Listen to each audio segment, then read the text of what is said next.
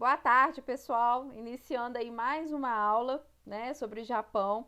Hoje a gente vai falar um pouquinho sobre as principais características aí que nós vimos, né, sobre o Japão. Então, eu peço a vocês que peguem o livro didático, abram na página 168. Vou utilizar os slides também como forma de apoio, tá? E depois vou fazer a correção dos exercícios dos slides anteriores. Lembrando que hoje a gente vai fazer também uma avaliação imediata no final da aula, então assim que eu terminar a revisão, eu vou postar lá no AVA para vocês fazerem, tá? E a duração máxima é de 20 minutos, ok? Bom, vou voltar aqui, gente, porque como o microfone estava sem som, o que eu estava falando, né? Algumas das características importantes das primeiras páginas aí. Bom, é importante a gente lembrar sobre as características das ilhas do Japão, tá? Isso aqui tá no primeiro slide que eu trabalhei com vocês. Isso aqui pode vir como questão de marcar X, questão de VOF na E ou até na I, tá? Então é legal vocês anotarem essas principais características. Só que eu vou dar destaque a esses slides aqui sobre os aspectos naturais. Como a gente pode observar na página 169 do livro, nessa imagem de satélite do arquipélago do Japão, a gente consegue perceber que a gente tem um problema em relação à questão territorial do Japão, que é ele ser totalmente, né, rodeado pelo mar. Isso dificulta o seu crescimento. O outro problema, só de olhar, a gente consegue perceber que o seu território é um território muito pequeno. Então, até aí nós já temos dois problemas, né, vinculados à questão dos aspectos físicos do Japão, tá? Indo para a página 170, onde a gente tem dois mapas comparativos aí, o Japão físico e o Japão político, o que a gente consegue observar, né, pessoal? A gente tem um relevo do Japão muito montanhoso, tá? Mais de 70, 75% é caracterizado por montanhas. Então, a forma do relevo japonês é cadeias montanhosas, a predominância. Já a estrutura, né, do que é formado, a gente fala que é por dobramentos modernos. Por que isso acontece? Porque estamos numa área de instabilidade, área de encontro de placas tectônicas. E, obviamente, essas áreas mais altas, onde terão dificuldades para o homem habitar, né, construir indústrias, agricultura e habitação, o que acontece? Essas áreas acabam ficando cobertas, né, preservadas aí por florestas, tá? Por conta disso, o Japão apresenta aí um grande número de parques, tá? E ecossistemas preservados. Bom, uma outra coisa extremamente importante para vocês é lembrar que o Japão faz parte do chamado aí Círculo de Fogo, que ele está no encontro de três placas tectônicas, tá? Então a gente tem aí uma combinação de dobramentos e vulcanismo. Por isso que o Japão é um país extremamente instável. Então lá a gente tem problema, né, falando um pouquinho da parte climática, a gente tem a questão da presença aí de ciclones, né, que lá são chamados de tufões, e na parte geológica a gente vai ter o problema aí do encontro de placas tectônicas que vão gerar atrito, né, e consequentemente tsunamis, terremotos e também a presença de vulcanismo, tá? Além disso, como a gente tem esse território caracterizado por dobramentos modernos, o seu subsolo ele é extremamente pobre em minérios e combustíveis fósseis. Por que isso é muito importante? Como a gente viu na aula da parte 2, o Japão acaba tendo que se aventurar, né, em guerras porque ele precisa de território tanto para buscar, né, recursos minerais, recursos energéticos e também para a questão populacional, já que a gente está vivendo naquela época, né, final do século XIX até metade do século XX, a gente está vivendo aí num boom populacional, tá? Então, o que acontece? Eles ficaram preocupados da população não caber ali naquele território japonês, tá? Hoje a gente sabe que isso não acontece, apesar da gente ter a Tóquio, né, a cidade de Tóquio aí com a maior concentração populacional do mundo, o crescimento japonês, né, da população japonesa, ele já está abaixo de zero, né? Já está abaixo de zero. Então, tem umas pessoas entrando aqui na aula, mas eu não estou conseguindo adicionar. Bom, continuando, então isso aqui é muito importante. Então eu até coloquei aqui, área de encontros de placas, né, chamados aí dobramentos modernos, são estruturas geológicas recentes, que vão ser iguais aí, grande estabilidade tectônica, vulcões ativos, né, por isso que acontece no Japão muitos terremotos, tá? E o subsolo aí extremamente pobre, que influenciará na importação japonesa para a indústria. O relevo muito acidentado, apenas a faixa litorânea composta por planícies. Então, quando pergunta em relação ao relevo japonês, a gente tem que lembrar que a concentração populacional vai se dar justamente nessa parte de planície, porque é muito mais fácil você construir, você plantar em áreas mais planas, tá? Então, lembrar que o território é instável é extremamente importante, tá? Mais uma imagem aqui mostrando a questão das placas tectônicas, né? O encontro das 3 placas. Aqui eu falei com vocês do tsunami, aí depois do clima, né? O mais importante é lembrar que a gente vai ter vários tipos climáticos, mas o mais importante aí para se destacar é a questão do clima temperado. E por fim, eu comentei sobre a megalópole Tokaido, tá? Que é onde se concentra aí a maior população, ou concentração urbana do mundo, né? Com mais de 80 milhões de habitantes, 60% aí da população japonesa, tá? E daqui a pouco eu volto então para a gente corrigir essas 3 questões aqui. Bom, aí voltando no livro didático, voltando no nosso livro didático,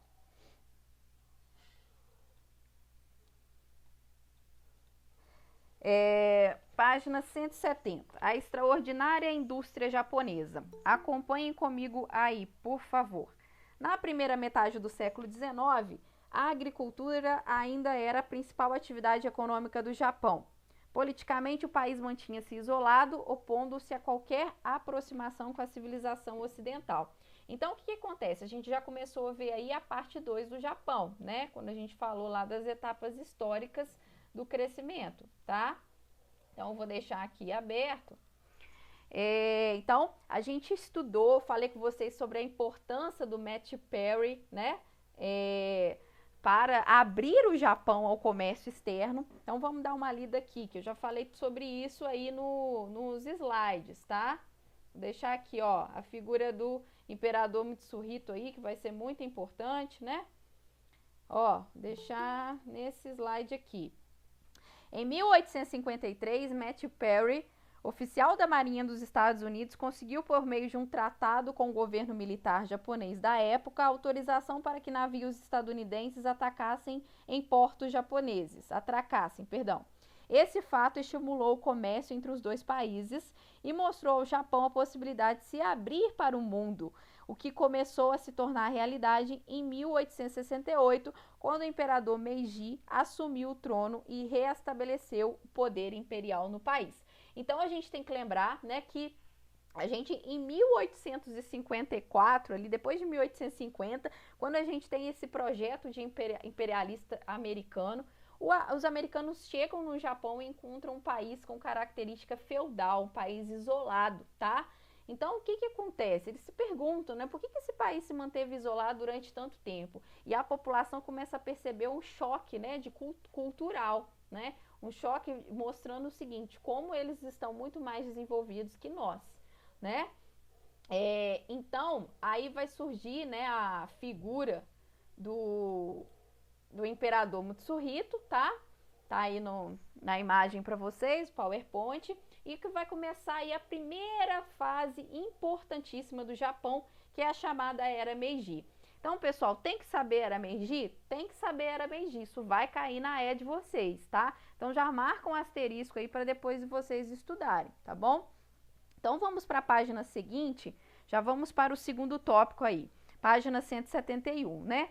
Então, a gente viu, né, que o imperador Meiji, ele vai investir em educação, ele vai abrir o comércio do Japão, ele vai investir nessa questão do imperialismo, né, na busca do mercado consumidor, mas o que mais vai ser importante aí é justamente incentivar a população a ter uma cultura educacional, buscar pesquisas fora, trazer os aprendizados, né, da Europa, dos Estados Unidos para dentro do Japão, tá?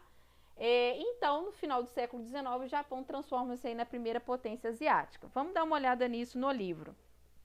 Na sua fase imperialista ou expansionista, o Japão venceu uma guerra contra a China em 1895 e tomou posse da ilha de Taiwan e de outras menores. Em 1910, invadiu e dominou a Coreia. Na década de 1930, ocupou no norte da China algumas províncias e em 1931 a região da Manchúria. Vocês vão marcar aí no livro de vocês como IPC esse finalzinho, a região da Manchúria, tá? Essa região que a gente vai ver no próximo assunto, que é sobre China, a gente vai ver que é uma região rica, né, em recursos minerais, tá bom? Então, é uma região importante para o Japão, tá? O que acontece então, né? O Japão vencendo essas guerras, né, vai querer, né, já ir formando aqueles aibatsus, né, que aqueles grupos econômicos que vão formar aí as concentrações industriais. O Japão, né, vai acabar se aventurando nas guerras, né? Então, esse acelerado processo de industrialização, a escassez de matérias-primas, de energia e limitação de mercado interno levou o Japão a se aventurar em busca de territórios na Ásia Pacífica. Então, isso aqui é extremamente importante. Aí, o que vai acontecer, né? Isso aqui eu falei com vocês da Manchúria, né? Então, a gente tem aí minério de ferro. E eu terminei falando, tal política expansionista, porém, levou o país a ser derrotado na Segunda Guerra. Então, vamos ver o que vai acontecer, né? Durante a Segunda Guerra Mundial, o Japão se aliou à Alemanha e à Itália, formando o eixo. Ele invadiu ou dominou, colocando governos submissos várias áreas na Ásia, parte do litoral da China, Hong Kong, Macau, Filipinas, Indonésia, Camboja, Vietnã, Singapura, Brunei e Timor. Então a gente consegue perceber que foi bastante coisa que o Japão conseguiu invadir, né, e dominar. Em 1941, os japoneses atacaram navios estadunidenses em Pearl Harbor, né, o que provoca a entrada dos Estados Unidos na guerra. Então, né, a guerra no Pacífico, a gente fala que começa com esse evento. Em 1945, com a cidade de Hiroshima e Nagasaki arrasadas por 2 bombas atômicas lançadas pelos Estados Unidos, o Japão se rendeu e teve seu território ocupado por tropas estadunidenses até 1952. Então, o que a gente percebe aí, né? O Japão, precisando, claro, de território, se aventurou na Segunda Guerra, mas acaba, né, que ele saiu perdendo, tá? Ele vai ter que se render e todas essas anexações conquistadas foram devolvidas, tá? Então, terminada a Segunda Guerra Mundial, as economias de mercado mais importantes da Europa Ocidental estavam parcialmente destruídas. O Japão havia sido arrasado por 2 bombas atômicas, cujas consequências eram então pouco conhecidas, pois o emprego da energia nuclear estava apenas começando. Com isso, os Estados Unidos se tornavam a superpotência do mundo capitalista e o medo do socialismo na Europa e na Ásia foi um dos motivos que incitaram o país a investir na reconstrução da Europa Ocidental e do Japão. Então, o que vocês vão fazer? Vocês vão marcar isso daí no livro, tá? Vocês vão marcar isso daí porque é muito importante. Não foi porque o Japão, porque os Estados Unidos eram simplesmente bonzinhos, tá? Eles se arrependeram de ter lançado as 2 bombas atômicas e quiseram pedir desculpas. Não é apenas por isso. É que nesse período, após a Segunda Guerra, a gente começa a viver o período da Guerra Fria. E a gente tem, né, na Europa, o avanço ali, o medo da União Soviética dominar mais, e ali no Pacífico a gente tem a recém-tomada, né, a conquistada, Revolução Chinesa, em 1949, ok? Então, isso daí é muito importante. Ô, pessoal, olha só, eu vou pedir a vocês para que entrem no horário das aulas, porque eu não tenho condição de toda hora ficar parando para ficar autorizando o aluno a entrar na sala. A aula começa 2 horas. Voltando aqui, então esse trecho final aí, por favor, coloque um asterisco e eu ainda colocaria aí de lápis, né? Essa questão que no Japão a gente tem esse medo aí medo por parte dos Estados Unidos, da China, que agora se torna comunista, afetar o Japão, que estava totalmente instável. Agora, gente, começa a página 172 e a página 173, que eu considero extremamente importante, tá? Então, vamos dar uma lida nessa aqui, essas duas páginas, eu vou ler ela inteira, tá? Porque essas páginas são muito importantes para vocês. Vamos lá, então. Um dos resultados da intervenção dos Estados Unidos no Japão foi a desmilitarização do país, com o objetivo de impedir que os japoneses voltassem a investir na indústria bélica e no expansionismo. Isso aqui, na verdade, vai acontecer no Japão e vai acontecer também lá na Europa, principalmente com a Alemanha, né? No entanto, desde os anos de 1990, o Japão vem se preocupando de forma crescente com a defesa de seu território e com os riscos das tradicionais rivalidades asiáticas, principalmente em relação à China e mais recentemente em relação à Coreia do Norte. Então, o que vai acontecer, né? A década de 1990, a gente já discutiu aqui, eu já falei com vocês, que a gente tem aí o aparecimento da chamada nova ordem mundial, né? Onde acaba com essa ideia de bipolaridade que existia antes, né, durante a Guerra Fria, e a gente tem a emergência aí de novos polos de poder econômico, dentre eles o Japão. E o que acontece? Como agora as guerras elas são muito mais econômicas do que territoriais, o Japão acaba tendo uma brecha para começar novamente a ter um desenvolvimento ali de exército, né, de marinha, tá? Em 1991, quando a Guerra Fria terminou, o Japão passou a investir cada vez mais em armamentos, ultrapassando 1% do produto nacional bruto, fato que não ocorria desde a Segunda Guerra Mundial. Com o fim do bloco socialista, não havia mais razão para os Estados Unidos continuarem garantindo a segurança japonesa. Então a gente tem aí uma recuperação japonesa no pós-Segunda Guerra Mundial, auxiliada por principalmente a ajuda americana e por uma cultura japonesa, que a gente vai ver daqui a pouquinho, né, muito disposta realmente a se recuperar. Só que o que vai acontecer, né, como fala aqui no texto? Após o fim da Guerra Fria, não há mais motivos para os Estados Unidos continuarem mantendo essa dependência com o Japão. Então, o Japão consegue, né, vamos dizer assim, caminhar com suas próprias pernas e começa a investir novamente em exército, tá? Em segurança. Além da ajuda financeira recebida dos Estados Unidos, esse parágrafo, pessoal, é IPC, importante para cachorro, vocês vão marcar isso daí, tá?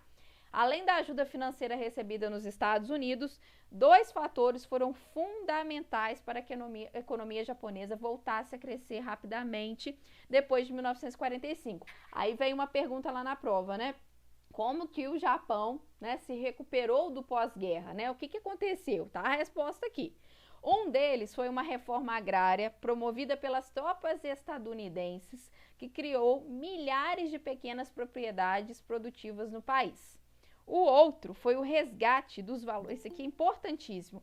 O outro foi o resgate dos valores tradicionais da sociedade japonesa, movimento de cunho nacionalista que permitiu o pagamento de baixos salários com elevado número de horas de trabalho semanais e ausência de preocupação com as condições de trabalho nas fábricas para uma população disciplinada e movida pela ideia de reerguer o país. Ou seja, eles conseguiram, né, convencer, vamos dizer, a maioria ali que estava presente, né, que poderia, falar assim, fazia parte da população economicamente ativa, que esse pessoal precisava, né, dar o máximo que podia para reerguer o país. Então, a gente tem uma ajuda financeira dos Estados Unidos e, na minha concepção, essa ideia aí fica em segundo lugar como extremamente importante, que é resgatar esses valores da sociedade japonesa. A gente vai ter, a princípio, né, por um bom tempo, o Japão muito voltado para a exportação. Então, a ideia era produzir produtos, né, de qualidade, com baixo custo, né, com a sua moeda desvalorizada perante ao dólar, para que eles pudessem exportar cada vez mais os seus produtos e, ganhando mais dinheiro, iam aos poucos reconstruindo o país, ok? A ideia era essa. Professora, Oi? então quer dizer que o responsável pela ascensão do Japão aos Estados Unidos? A sua voz ficou meio ruim, mas eu entendi que você perguntou se eu posso dizer que a recuperação japonesa foi responsável pelo... Os Estados Unidos foi responsável pela recuperação japonesa, é isso? É, praticamente. Então, mais ou menos, tá? Em parte, sim, vamos dizer 50%, porque a outra parte também foi por essa questão da sociedade japonesa querer, porque não ia adiantar nada ter dinheiro ali se eles não quisessem recuperar a economia. Então, o que eles aceitaram? Eles aceitaram ganhar um salário muito baixo, aceitaram trabalhar mais, tanto que eles investiram pesado na indústria, investiram pesado na educação. Aí aquilo que a gente viu na era Meiji volta aqui, né? Aqueles valores, né, de educação, volta a acontecer. Só que o que eles fazem aqui? Eles esperam, né? Eles pensam assim, vamos esperar que daqui a pouco a gente vai começar a colher os frutos. E é o que acontece, tanto que o toyotismo, ele vai surgir justamente, né, no Japão, né, essa ideia da produção flexível, tá? Que vai se espalhar pelo mundo todo, como a gente já viu, já falei sobre isso num vídeo aí que eu deixei para vocês. Então, é misto, né? A gente tem uma parte de ajuda americana, com certeza, que foi muito importante, e também pela sociedade japonesa. A gente brinca, né? Mas é um pouco verdade que o Japão, assim, igual eles passaram pelo tsunami em 2011, rapidamente eles reconstroem, porque é uma sociedade que está acostumada, né? A passar por esses eventos, né? Continuando aqui. O Japão então ampliou sua produtividade industrial, mas a partir dos anos de 1980, os níveis salariais e de consumo subiram significativamente. O país deixou de ser uma economia voltada apenas para atender ao mercado externo e passou a ser importante para a sociedade de consumo. Então aqui o que a gente percebe, né? Que de 1945 a mais ou menos 1970 e alguma coisa, a gente tem um desenvolvimento de um Japão, um crescimento do Japão, reconstrução do Japão. Depois disso, a gente tem a ascensão do Japão, né, na se tornando, né, a segunda maior potência, né, então, tanto que vai chamar a recuperação avassaladora japonesa. Então, o Japão se torna aí, a segunda maior economia do mundo, tá? Como a gente já viu.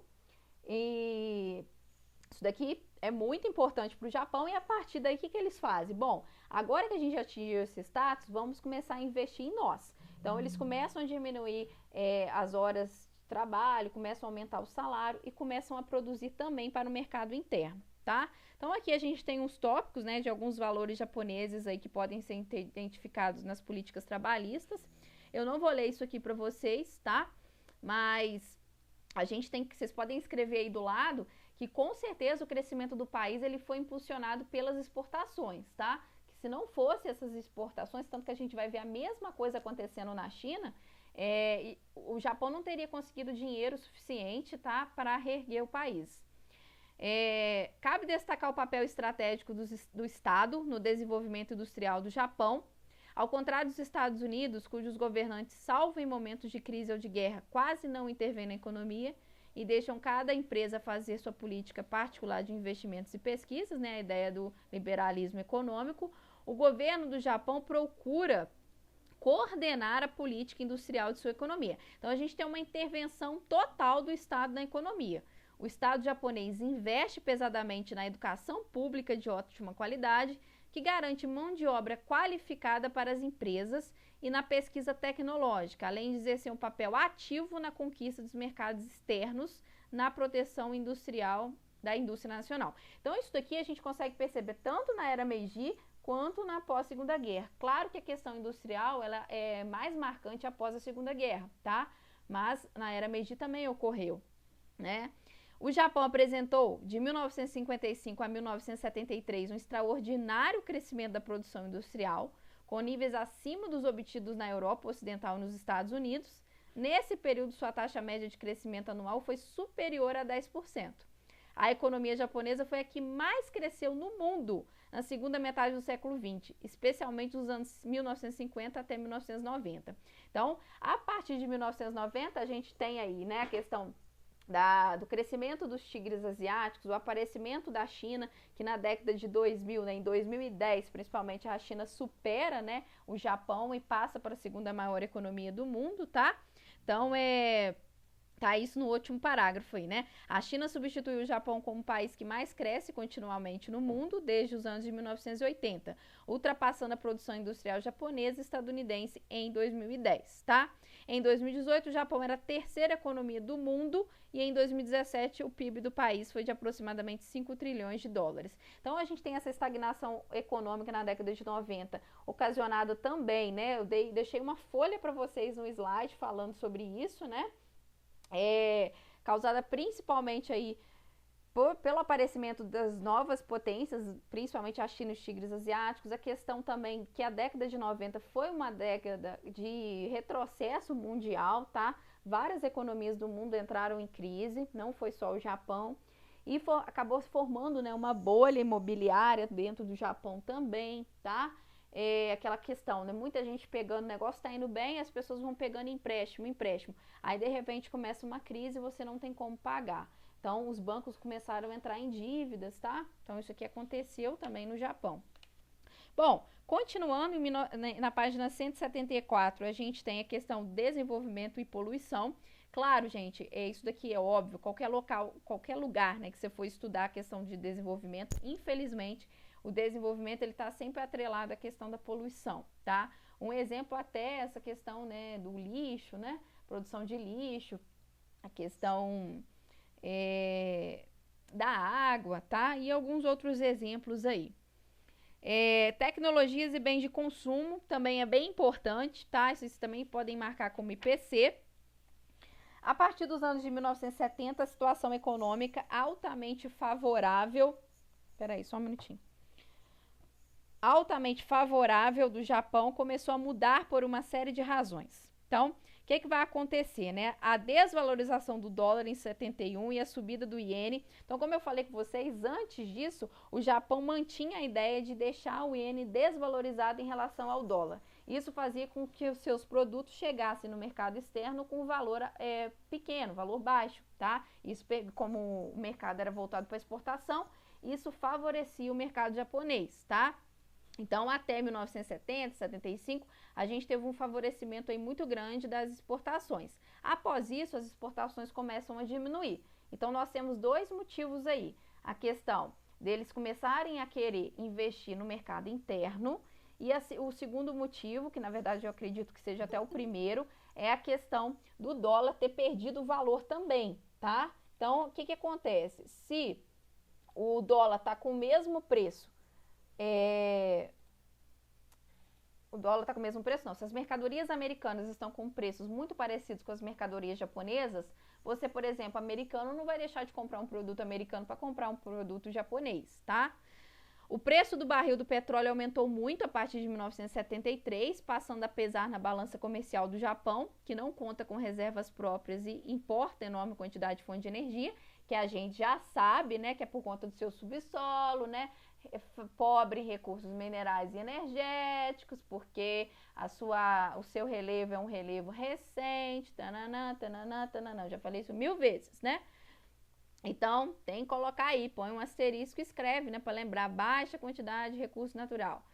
E movimentos de contestação começaram a questionar os efeitos sociais e ecológicos do extraordinário crescimento do país. Então começa a aparecer também, já que a gente está falando de uma sociedade em que eles investiram pesado em educação, e a década de 70 para frente ela é marcada pelo início das políticas ambientais, o que vai acontecer? A própria população japonesa começa a questionar o governo, sobre a atuação das indústrias em relação aos efeitos sociais e ambientais, tá? Diante dos problemas, o Japão precisou reavaliar sua política de desenvolvimento econômico. No decorrer das décadas de 1970 e 1980, diminuíram os investimentos nas indústrias de base química e voltou-se a investir mais nas indústrias de bens de consumo. As indústrias de tecnologia de ponta foram priorizadas e o país investiu nas pesquisas necessárias ao desenvolvimento dos setores de eletrônica, informática e robótica. Então a gente tem aí também, né, o Japão marcado justamente por esse crescimento de indústrias com alta tecnologia, né, como a Sony, né, e a criação de diversos robôs, tá? A partir de 1979, o Japão começou a reorganizar o seu espaço industrial, tá? E começa a surgir aí outros países, como eu falei com vocês, com mão de obras mais baratas, tá? E isso vai ter uma concorrência para o Japão. Na página 176, a gente tem a questão da megalópole mais populosa do mundo. Isso aqui eu já comentei, não vou falar de novo. É só lembrar do nome aí, Tokaido. E agora a gente vai para a página 177, que essa página aqui é muito importante também, que é ela que explica essa questão do esgotamento do modelo japonês. Esgotamento, na verdade, que vai gerar a crise, né? Então, ela também continua sendo um complemento para os slides, tá? Bom, o modelo japonês de desenvolvimento, tão bem sucedido nos anos de 1950 até os anos de 1980, parece ter se esgotado. Ele produziu novas tecnologias como o toyotismo, just in time, né? Então, a gente já viu, né, que esse just in time é aquela ideia de produzir de acordo com a demanda, na hora certa, né? No momento certo, para as pessoas certas, tá? Ou a intensa robotização, que passaram a ser reproduzidas em vários outros países. Então, esse modelo de just in time, ele, no mundo globalizado, ele passa a ser operado por diversas empresas mundiais e é até hoje utilizado, né? Ele permitiu aí a terceirização, né? E várias outras coisas que tá lá naquela nota, naquele mapa mental que eu disponibilizei para vocês. Basicamente, a economia do Japão precisa deixar de ser essencialmente voltada para exportação e voltar-se para o mercado interno, né? Então, isso aqui eu também já falei. O grande segredo do intenso desenvolvimento japonês foram as exportações, tá? Isso que a gente já viu. Vou ir pulando. Esse quadro começou a mudar devido a alguns fatores. Aí vamos lá. Em primeiro lugar, podem grifar esse parágrafo. Os demais países industrializados modernizaram suas indústrias e começaram a copiar, adaptar e aperfeiçoar certos métodos japoneses de produzir com maior qualidade e menor custo. Então, o que vai acontecer, gente? A gente tem países desenvolvidos na Europa ou os Estados Unidos, né, que vão fazer o quê? Eles vão aplicar o toyotismo, essa ideia do just in time, nas suas indústrias. Com isso, eles vão conseguir produzir com as características que o Japão estava produzindo, principalmente abaixando seus custos. Aí começa a ter aquela ideia, para que eu vou deixar de consumir um produto local, né, de uma indústria nacional, para comprar um produto externo, né? Então, isso é um dos problemas, tá? Atualmente, os automóveis estadunidenses, por exemplo, têm a mesma qualidade e são vendidos praticamente pelos mesmos preços dos japoneses, o que não acontecia antes, né? Por exemplo, quando a gente pega a Ford comparada com a Toyota, a gente teve aí na década de 1970 a Toyota produzindo carros muito mais baratos do que a Ford, tá? O mesmo ocorreu com outros produtos, como os eletrônicos, né? Então, aí começa a aparecer maior concorrência, tá?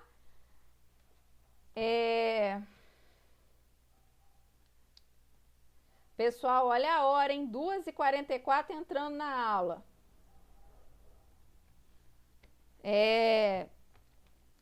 Depois também, o segundo, que foi o que eu já falei, né? Surgiram concorrentes importantes para a exportação chinesa, tá? Então, isso aqui eu já falei. Os chamados aí Made in China, né? Começam a ganhar destaque. Desliga o microfone, por favor. Começam a ganhar destaque na economia mundial, tá? Então, esse aqui foi o segundo motivo. Então, a gente tem dois parágrafos aí muito importantes, tá?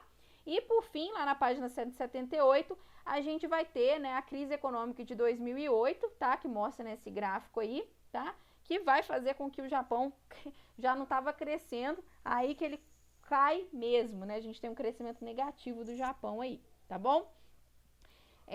Bom, para finalizar a aula de hoje, a gente tem essa questão das questões atuais, né? São três questões muito importantes. A questão da defesa, que eu já falei que o Japão começa a investir mais no exército. A produção de energia, tá? Que o Japão começa a investir cada vez mais pesado em energias sustentáveis, tá? Isso que depois vocês deem uma olhada. E a questão do envelhecimento populacional, tá? Que tá na página 182, que eu vou dar uma lida com vocês para a gente terminar o conteúdo, tá? Em 2017, a taxa de natalidade no Japão era de 0,76% e a de mortalidade de 0,096%. Isso significa um ritmo de menos 19%, 0,19% de crescimento demográfico atual, né? Ou seja, negativo. Então, eu vou aproveitar aqui, vou abrir o PowerPoint parte 3. Tá aparecendo aí para vocês, pessoal? A gente falou sobre essa questão da economia, da população na última aula, né? Aí a gente tem aqui essa questão principal do envelhecimento populacional. Então, o segundo parágrafo, vocês podem marcar. O envelhecimento decorre das baixas taxas de natalidade e da elevada expectativa de vida. 88,5 anos para as mulheres e 81,7 anos para os homens. Esse fato tem levado o governo japonês a incentivar a natalidade, por enquanto, sem grandes resultados, com o aumento do auxílio financeiro aos casais que têm filhos e a ampliação de acesso às creches. Então, a gente tem esse movimento, né, de tentativa de recuperar a vontade dos japoneses de terem mais filhos e, por outro lado, também, a gente tem essa questão do incentivo à migração, tá? Por outro lado, como o rendimento do aposentado japonês acompanha a renda dos trabalhadores ativos e existe uma elevada expectativa de vida no país, o consumo desse percentual de idosos não diminui, apenas aumenta em razão dos maiores gastos com a saúde. A questão, portanto, é saber até quando o país suportará o enorme número de aposentados à medida que diminui o número de trabalhadores ativos. É a mesma discussão que tivemos em Rússia, a mesma discussão que tivemos em Europa, né? Diminuição da população economicamente ativa afeta diretamente a questão econômica do país, porque a gente tem cada vez mais a diminuição, né, da população economicamente ativa e o aumento, né, pelo aumento da expectativa de vida do número de idosos que dependem da população economicamente ativa. Uma forma de compensar a retração e envelhecimento da população seria o incentivo à imigração, mas há alguns problemas. Primeiro, o território japonês é relativamente pequeno e bastante povoado, né? Então, assim, uma pessoa que for morar no Japão, ela não vai querer morar em qualquer local, né? Ela vai querer morar nos principais pontos ali, nessa megalópole, né? Na Tokaido. E ali já é uma região extremamente com a densidade populacional muito elevada. Então, o primeiro, território japonês é relativamente pequeno e bastante povoado, o que significa pressão sobre os recursos naturais como água potável ou solo. E, além disso, a imigração só aumenta com a oferta de empregos, o que a gente não está observando recentemente. Então, só para terminar aqui, né? Então, a gente tem essa questão do envelhecimento populacional, que é muito importante, tá? Então, a maior consequência disso é o envelhecimento da população, né? Maior consequência do crescimento vegetativo negativo, tá? Que vai ser dado aí pelas baixíssimas taxas de natalidade, vai ser o envelhecimento da população, tá? Então, o que vocês podem colocar aí na página 182, tá? Pode colocar aí que o envelhecimento da população é consequência, né, do crescimento vegetativo negativo. O que é isso? Baixíssimas taxas de natalidade, tá bom? Então, eu já tinha deixado algumas coisas aqui para vocês falando sobre isso, eu não vou voltar.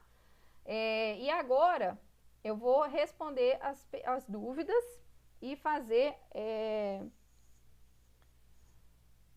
a correção dos exercícios.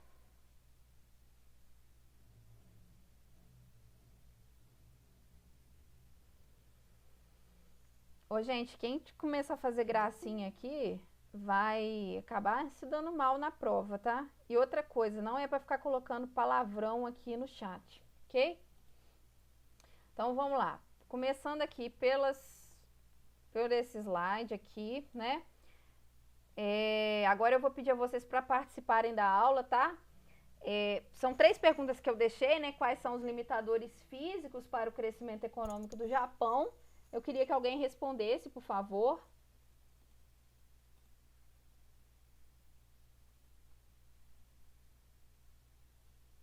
Alguém que está online pode responder a primeira questão?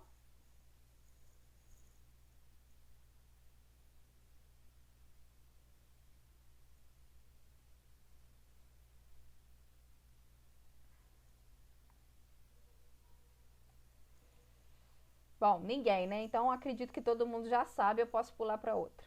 Explique por quê. Vou colocar a questão de novo. Ué, gente, tá no slide de vocês. Quais são os limitadores físicos para o crescimento econômico do Japão? Quais são eles? Eu falei na revisão. O tamanho do território, áreas montanhosas ao redor do território Que e mais? o outro não sei. Bom, Falta de recursos minerais por seu território ser composto por dobramentos modernos. sim, tá certo. Então a gente tem o tamanho do território, é um limitador físico para o crescimento econômico do Japão. O fato do Japão ser uma ilha, né, rodeado pelo mar, também não tem como, né, crescer. A questão do território japonês ser formado aí por ser recentemente formado, né, geologicamente falando, então seu subsolo é pobre. E a gente também tem a questão, peraí que tá faltando um, a questão grande parte do seu território. Ah, não, mas esse aqui não vai ser limitador econômico, não. São esses três, tá bom? Explique por que há incidência de vulcões, terremotos e maremotos no território japonês. Bom, isso daqui é bem fácil, né? É aquele slide que eu chamei a atenção aqui, né?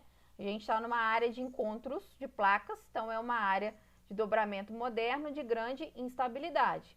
Por conta disso, a gente vai ter vulcões ativos e terremotos, tá? Então, explique por que a grande incidência de vulcões é explicar falando do encontro de placas tectônicas, tá? 3 placas. E que relação é possível estabelecer entre a estrutura geológica do território japonês e seu relevo? Aí a gente complementa o que foi falado na primeira questão, né? Aí a gente volta aqui, né, naquelas anotações que eu fiz, né? Que a gente vai ter um território geologicamente caracterizado por dobramentos modernos, tá? Que vão caracterizar a forma do relevo como áreas montanhosas, tá? E isso vai influenciar porque esse subsolo vai ser pobre, tá? Deixa eu ver se é isso mesmo. Na verdade aqui é apenas colocar, né, que o Japão, ele tem uma estrutura geológica recente e o seu território é formado com mais de 70% a 80% aí de cadeias montanhosas. Só isso, tá? Alguma dúvida nessa parte aqui de geografia física do Japão? Não? Então eu vou tirar. Agora, sobre essa parte 2 aqui, né? Essa daqui é bem importante, principalmente para né? Qual foi a importância da era Meiji? Por que o Japão também protagonizou a expansão imperialista no século XX? Em que medida a vitória norte-americana influenciou na trajetória japonesa no pós-guerra? E como se explica a crise econômica japonesa a partir dos anos de 1990? Essa última questão, a número 4, eu vou pedir a vocês, para quem não fez, né, para responder com base na página 177 do livro, tá? Onde eu falei lá com vocês que era para marcar como importante, tá? Porque a resposta que eu deixei aqui, tá? Ela também se explica, mas ela tem a ver com essa questão da bolha que se formou. Como o livro não colocou isso aqui acaba sendo um detalhe mais interno, eu acho mais importante vocês colocarem o que está no livro, tá bom? Bom, qual foi a importância da Era Meiji para o Japão? A Era Meiji, que se estende de 1968 a 1912, foi fundamental importância para o Japão porque foi nesse período que o país se modernizou. Tendo o Estado como agente indutor do processo de modernização e industrialização, né, o Japão emergiu como potência já no início do século XX, que a gente viu, né, que o Japão se caracteriza nessa época aí como a maior potência asiática.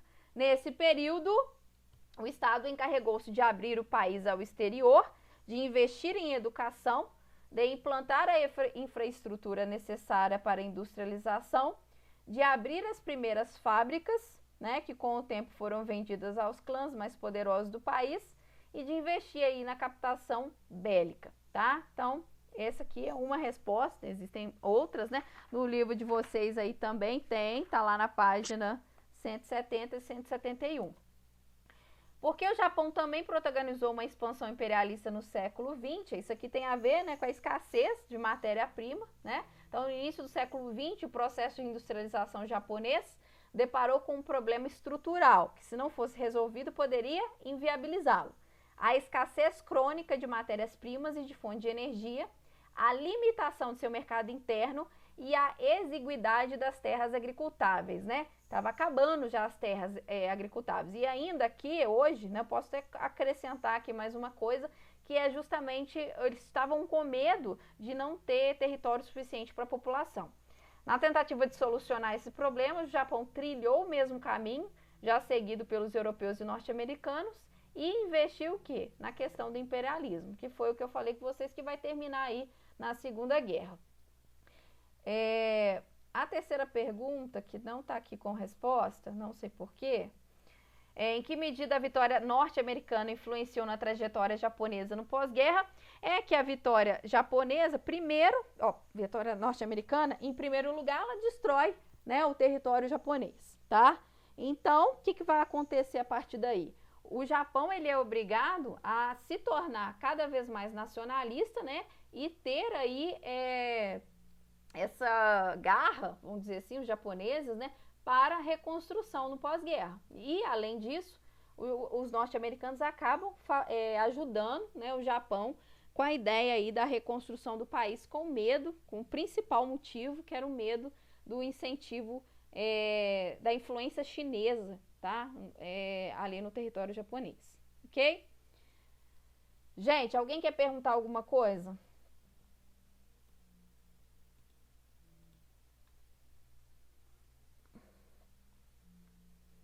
Não? Bom, então é o seguinte, eu vou ativar aqui o AVA, tá? Ou AVA, a prova. Vou colocar para começar 15 horas e 5 minutos, tá bom? Vão ser 20 minutos aí para vocês fazerem, tá? Então é isso, eu vou parar a apresentação aqui. Peraí, deixa eu só... Ô, gente, sobre a prova, vocês vão ver aqui, tá? Não vou ficar falando, não.